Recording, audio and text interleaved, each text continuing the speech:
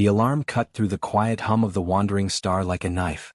Captain Lisa Hayes jerked upright from her coffee, the bitter liquid sloshing across her desk as the emergency beacon screamed through every speaker on the ship.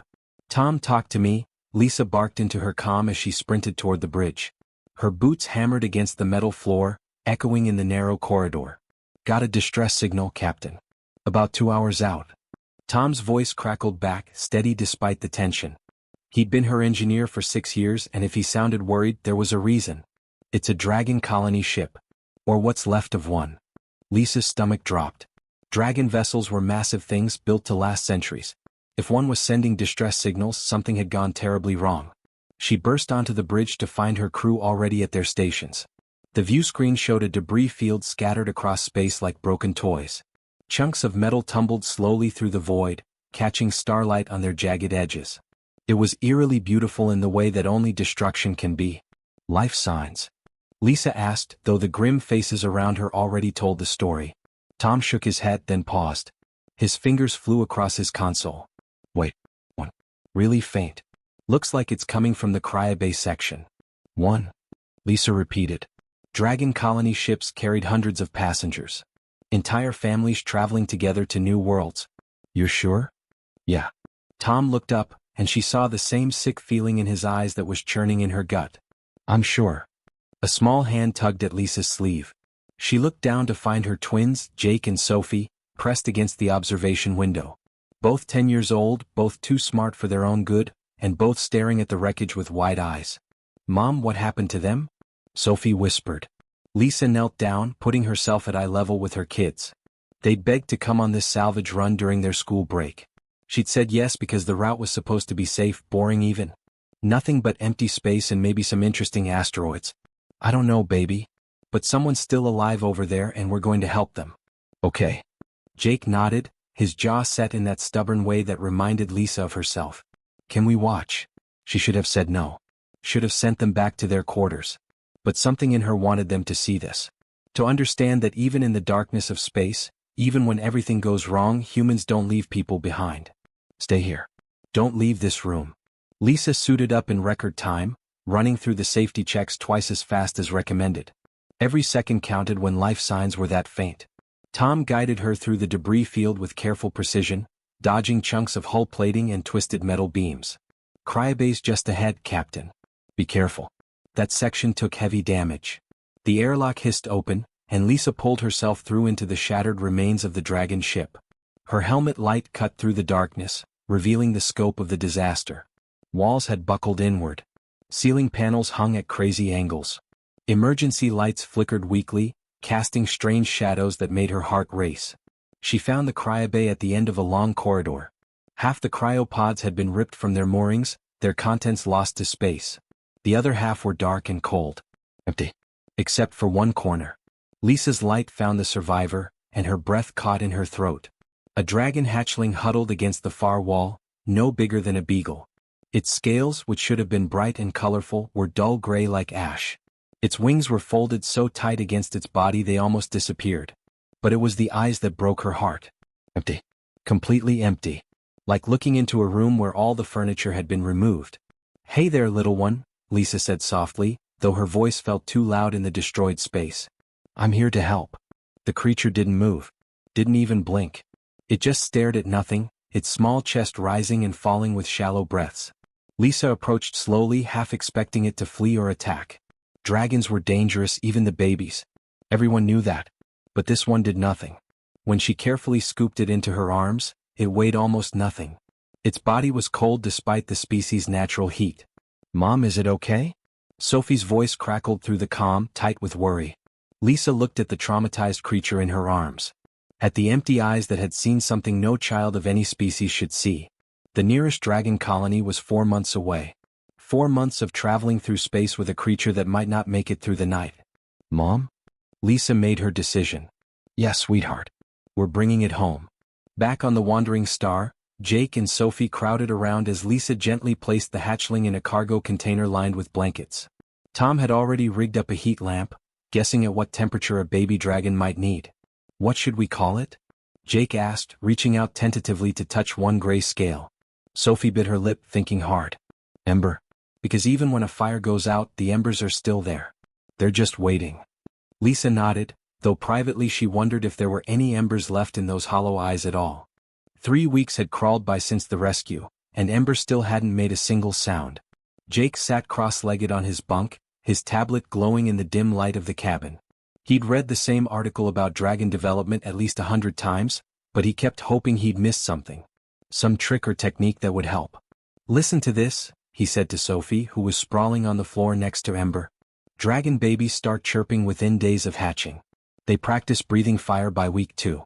By week 3 they're supposed to be playing and exploring." He looked up at his sister, frustration clear in his voice. Ember just sits there. Sophie glanced at the small dragon curled up near her knee. Ember's eyes were open, staring at the wall like it held the secrets of the universe. The hatchling hadn't moved in over an hour. "Maybe the article's wrong," Sophie offered weakly. "It's not wrong. I've checked 12 different sources. They all say the same thing." Jake set his tablet down with more force than necessary. "Something's really wrong with Ember."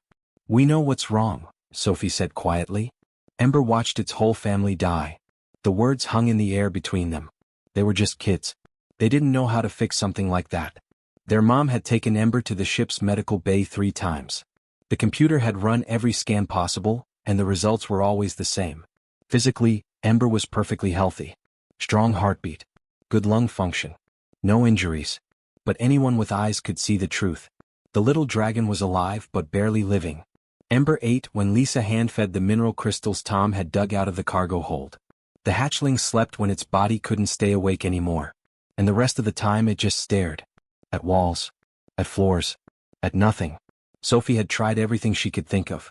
She'd sung every lullaby she knew, even making up new ones when she ran out. She'd drawn pictures of dragons flying through colorful skies and taped them to the walls where Ember could see them. She tried rolling a ball toward the hatchling, hoping to trigger some play instinct. Nothing worked. Ember didn't even seem to notice. "Maybe we should just leave it alone," Jake suggested one afternoon, though he didn't sound convinced. "No," Sophie said firmly. "If we give up on Ember, who's going to care?" So they kept trying. They took turns sitting with the dragon, talking about their day even though Ember never responded. They read books out loud. They showed the hatchling pictures of Earth on their tablets. Sometimes Tom would stop by and tell stories about the weird planets he'd visited. Beth, the ship's cook, always saved extra mineral crystals and brought them personally, sitting with Ember for a few minutes while the dragon mechanically chewed and swallowed. The whole crew had adopted the silent passenger. Everyone found small ways to help, but nothing changed. Ember remained locked inside whatever darkness had swallowed it. Then came the meteor storm.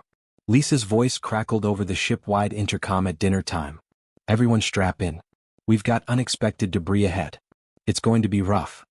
Jake and Sophie scrambled to secure the cabin. They'd been through rough patches before. Space wasn't always smooth sailing. But something about their mom's tone made Sophie's stomach twist. The first impact hit like a giant fist punching the hull. The entire ship groaned and tilted sideways. Jake grabbed the doorframe while Sophie fell against her bunk. Across the room, Ember jerked upright, eyes suddenly wide and wild. Another impact. Then another. The lights flickered as the wandering star bucked and twisted, trying to dodge debris that came too fast and from too many directions. Alarm klaxons wailed. The emergency lights kicked on, bathing everything in harsh red. Ember panicked. The hatchling let out a strangled sound, half wheeze and half gasp, and bolted for the darkest corner of the cabin. It pressed itself against the junction where 2 walls met, body shaking so hard its scales rattled together. "Ember!" Sophie called out, but another impact sent her sprawling. The cabin was a mess of shadows and red light.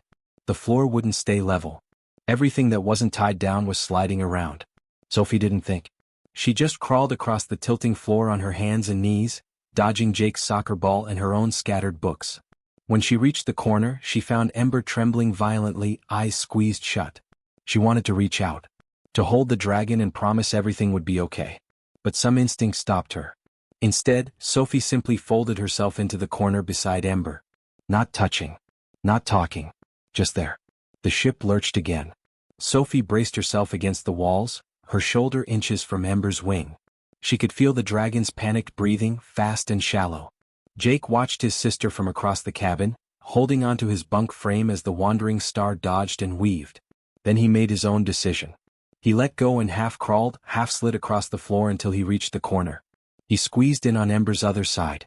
The three of them huddled together in the dark while the storm raged outside. The ship kept shaking.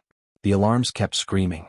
But in their small corner, Jake and Sophie stayed perfectly still, matching Ember's silence with their own presence.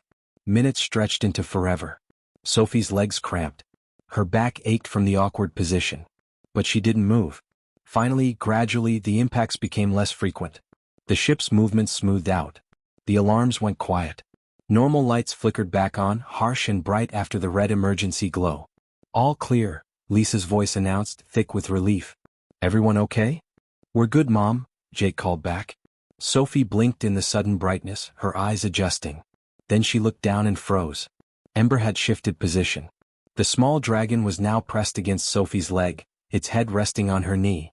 It was the first time Ember had willingly moved toward another living thing since they'd found it in that destroyed ship. Jake saw it too. He met his sister's eyes across Ember's back and they shared a smile. It was small. Just one tiny step.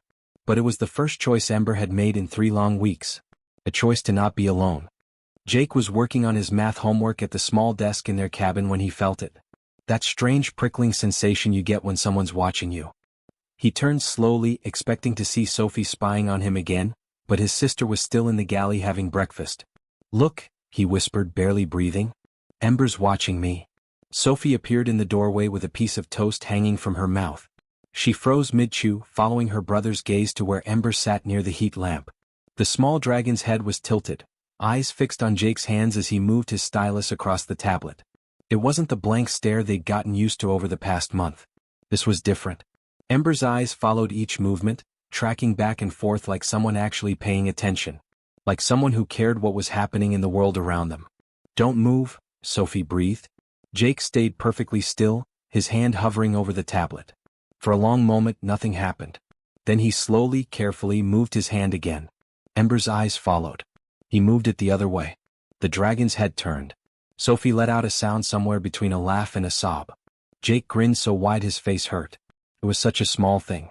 Just watching. Just noticing. But after weeks of that hollow emptiness, it felt like watching someone wake up from a long sleep. The crew started noticing changes too. Tom spent an entire afternoon in his workshop, building something he wouldn't let anyone see. When he finally emerged, he was carrying a flat pad covered in heating elements. "Dragon nests are kept at 95 degrees, he explained, setting the pad down in the corner where Ember liked to sleep. "Been doing some reading. Figured the little guy might appreciate it." That night, Ember approached the heated pad cautiously, sniffing at it. Then, for the first time since coming aboard, the dragon curled up somewhere other than the cold floor. Tom watched from the doorway with his arms crossed, trying to hide his smile and failing completely. Beth made discoveries in the kitchen. She'd been leaving different types of mineral crystals in Ember's food bowl, trying to figure out what dragons actually preferred. One morning she came sprinting down the corridor, nearly crashing into Lisa. Captain, you have to see this." Lisa followed her to the galley where Ember stood next to the food bowl. Not just eating. Not mechanically chewing and swallowing. The dragon was actually choosing which crystals to eat first, nudging the blue ones aside to get to the purple ones underneath. "That's preference," Beth said, her voice shaking with excitement. "That's choice. That's Ember actually wanting something." The real breakthrough came on a boring Tuesday afternoon. Sophie was supposed to be studying Earth history, but the lesson was incredibly dull. She kept glancing at Ember, who sat nearby with that new attentive look in its eyes. On impulse, Sophie pulled up a video instead of her textbook. "Want to see something cool?" she asked Ember, not really expecting a response. The video showed a golden retriever puppy playing in a park, tumbling over its own feet and chasing a ball. Sophie smiled watching it, remembering the dog her grandmother used to have. Then she saw it. Ember's tail twitched. Just once. Just a tiny movement. But dragon tails didn't move by accident. They were too strong, too controlled. That twitch was deliberate. "Jake." Sophie screamed loud enough that half the ship probably heard. "Jake, get in here right now."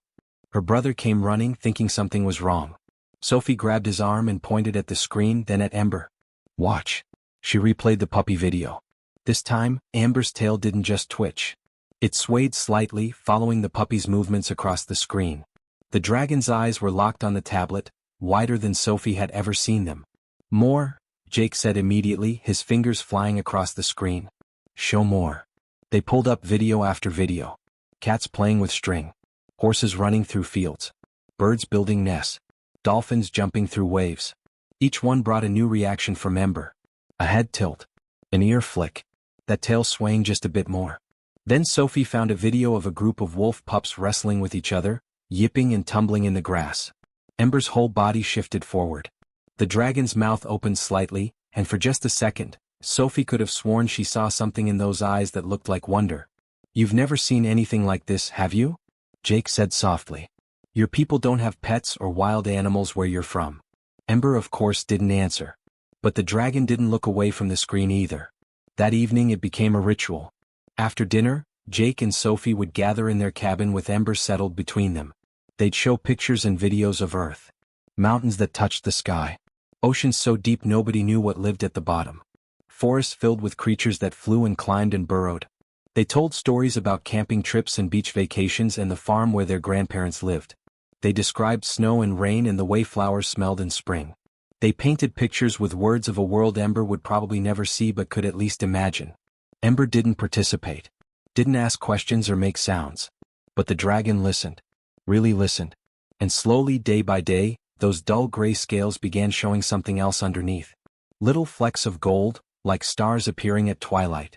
Jake and Sophie didn't push for more. They didn't need Ember to be fixed overnight. This was enough. Watching someone come back to life, one small step at a time. Being there for each tiny victory. That was more than enough. Everything happened so fast that later, Jake couldn't remember the exact order of events. One moment he was showing Ember a video of mountain goats jumping across impossible cliffs. The next, every alarm on the ship was screaming at once. "This is Captain Hayes. All personnel to emergency stations. We have a hostile vessel approaching. This is not a drill." Lisa's voice over the intercom was calm, but Jake heard the edge underneath. His mom only used that tone when things were really bad. Sophie grabbed Ember while Jake snatched his tablet, though he had no idea why that seemed important. They scrambled into the corridor just as the first impact hit. The wandering star lurched sideways, throwing them against the wall. Emergency lights kicked on, painting everything in that awful red glow. Safe room. Now. Lisa appeared at the end of the corridor, herding crew members ahead of her. Beth stumbled past, her face pale. Tom was right behind her, carrying the medical kit. The safe room was a reinforced box buried in the heart of the ship. It was designed to survive anything short of the ship exploding. Jake had always thought it was overkill, something they'd never actually need. He'd been wrong. Another impact, harder this time. The lights flickered. Through the walls, they could hear weapon fire tearing into the hull. Sophie pressed Ember close to her chest as they tumbled into the safe room with the rest of the crew. Lisa slammed the heavy door shut and spun the manual locks. "Pirates," Tom said between gasps for air. "Cargo raiders. They must have been tracking us." "How many?" someone asked. "Does it matter?" Beth shot back, her voice climbing toward panic. "We're a salvage ship. We've got nothing to fight them with." Lisa pulled up a display on the wall panel, her fingers moving quickly. "Security team is engaging.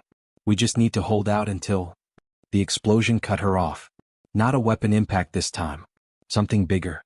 Something that made the whole safe room shake and sent cracked spider webbing across the wall panel. "They're breaching the hull," Tom said quietly. "They're coming inside." Jake's tablet slipped from his white-knuckled grip and clattered to the floor. Sophie wrapped both arms around Ember, who was shaking against her chest. But something felt different this time.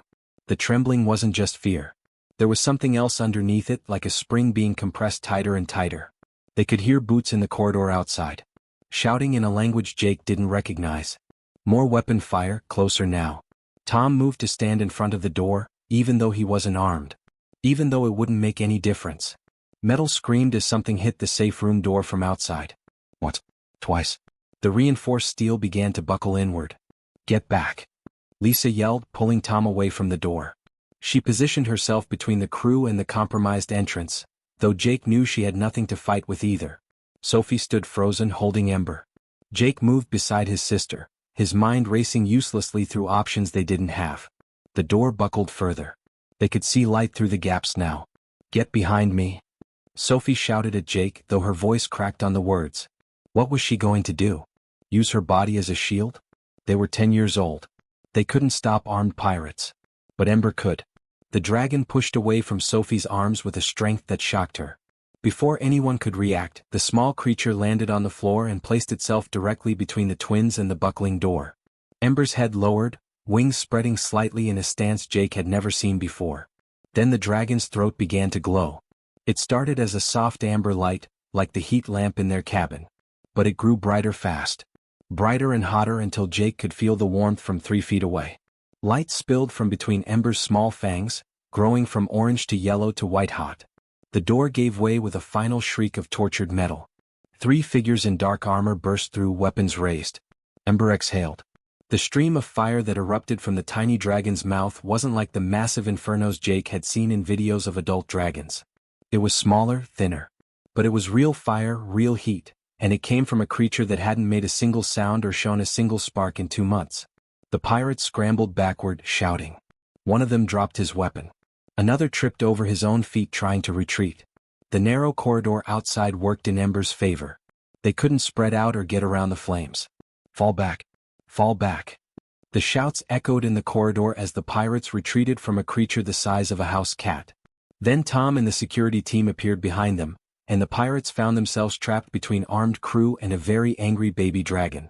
They dropped their weapons and put their hands up so fast it would have been funny under different circumstances.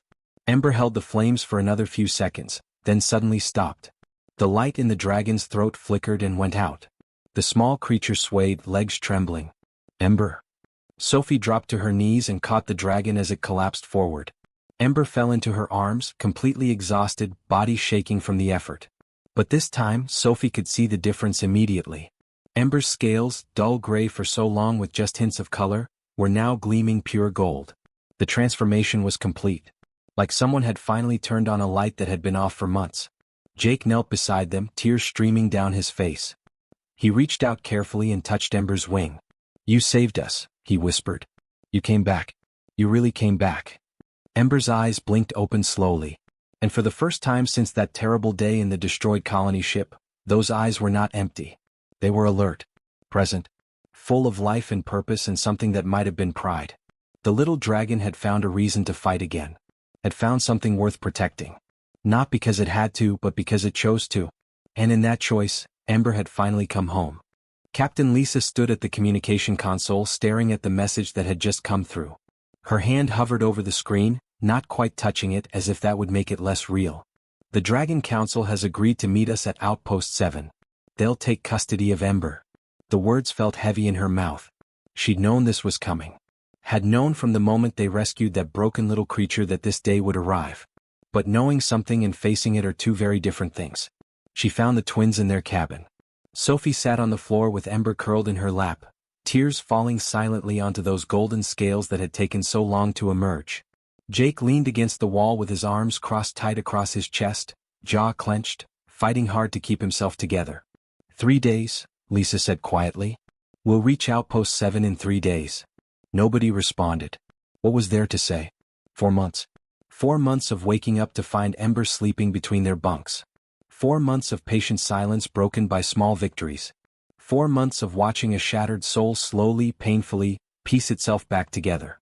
And now it was ending. Jake knew it was the right thing. He'd done the research. Read everything he could find about dragon development. Ember needed to be with its own kind. Needed teachers who could show it how to fly properly, how to control its fire, how to be a dragon. Humans couldn't give Ember that, no matter how much they loved the little creature. But knowing something was right didn't make it hurt less. The next 3 days passed in a blur of normal ship routines that felt anything but normal. Tom kept finding excuses to stop by the cabin and check on Ember. Beth cooked up special batches of mineral crystals, trying to get the ratios perfect one last time. Even crew members who usually kept to themselves found reasons to say goodbye. On the final night, Jake and Sophie brought Ember to their cabin and shut the door. They wanted these last hours to be just the 3 of them. "We need to tell you about where you're going," Sophie said, her voice thick. She'd been crying on and off all day, and her eyes were red and puffy. They pulled up pictures on their tablets. Images of the dragon colony at Outpost 7. Massive crystalline structures that caught sunlight and turned it into rainbows. Open spaces where young dragons learned to fly. Schools where they studied history and culture. "There will be others like you," Jake explained, wiping at his own eyes. "Not just adults but kids too. You'll have friends. Real friends who understand what it's like to be a dragon." Ember listened, head tilted in that attentive way that had become so familiar. The dragon's eyes were bright now, fully present in a way they hadn't been for so long. "They'll teach you things we can't," Sophie continued. "How to fly in formation. How to breathe fire without exhausting yourself. All the stuff your parents would have taught you if—" Her voice broke. "If things had been different." Jake picked up where his sister left off. "This is your real home, Ember. With your own people. Where you belong." He didn't add what they were all thinking. That the wandering star had been a temporary stop. A place to heal. But not a place to stay. Sophie pulled Ember close, burying her face in the dragon's neck. "We're going to miss you so much." Then it happened. Ember opened its mouth and made a sound. Not a wheeze or a gasp like during the pirate attack. This was different. A soft, musical chirp that filled the cabin like a bell ringing. Jake and Sophie froze, hardly breathing. Ember chirped again, louder this time. Then the dragon did something it had never done before. It spread its wings fully, extending them to their complete span. The golden membrane caught the cabin light and seemed to glow from within, like stained glass in a cathedral. Sophie's hands flew to her mouth. Jake felt fresh tears streaming down his face, but he was grinning at the same time. In dragon culture, spreading your wings like that meant only one thing. Joy. Pure, uncomplicated happiness. "You're ready," Sophie whispered, laughing and crying at the same time. "You're really ready?" Outpost 7 appeared on the view screen the next morning, a massive structure hanging in space like a jeweled crown. Lisa brought the wandering star into dock with her usual precision, though her hands shook slightly on the controls. The Dragon Council representatives were waiting at the airlock. 3 tall figures in formal robes, their scales gleaming in colors humans didn't have names for. Their faces were stern, almost suspicious. They clearly weren't thrilled about humans caring for one of their young. But when Ember walked down the ramp, everything changed. The little dragon's head was held high. Its wings were partially spread. Every movement spoke of confidence and health and life. This wasn't the broken creature they'd expected to retrieve. Ember walked halfway to the council representatives, then stopped. Turned around. Looked back at Jake and Sophie standing at the top of the ramp. For a long moment, nobody moved. Then Ember spread its wings one final time. Opened its mouth. And released a small, perfectly controlled stream of flame. Not an attack. Not panic. A deliberate gesture. A salute. Thank you. A promise to remember. Sophie pressed her face against Jake's shoulder and sobbed. Jake wrapped his arm around his sister, tears running freely down his own cheeks. The Dragon Council members exchanged glances. One of them, the tallest, approached Lisa. "We have witnessed something today," the dragon said, its voice deep and resonant. "The human capacity for compassion that crosses all species lines. Perhaps we have been too isolated for too long. We will consider new diplomatic channels." The dragon paused, looking at Ember with something like wonder. "Thank you for returning our child. Changed but whole." The wandering star pulled away from Outpost 7 an hour later. Jake and Sophie stood at the viewport, watching the station shrink into the distance. Somewhere inside, Ember was beginning a new life. The right life. "We'll never see Ember again, will we?" Sophie asked quietly. "Probably not," Jake admitted. But somehow that was okay. They'd given Ember what the dragon needed most. Not just healing but the strength to face the future. To choose joy again. To live instead of just surviving. And maybe that's what humanity did best. Not building the biggest ships or creating the smartest technology. But refusing to let someone suffer alone. Especially when that someone looked nothing like you. Especially then.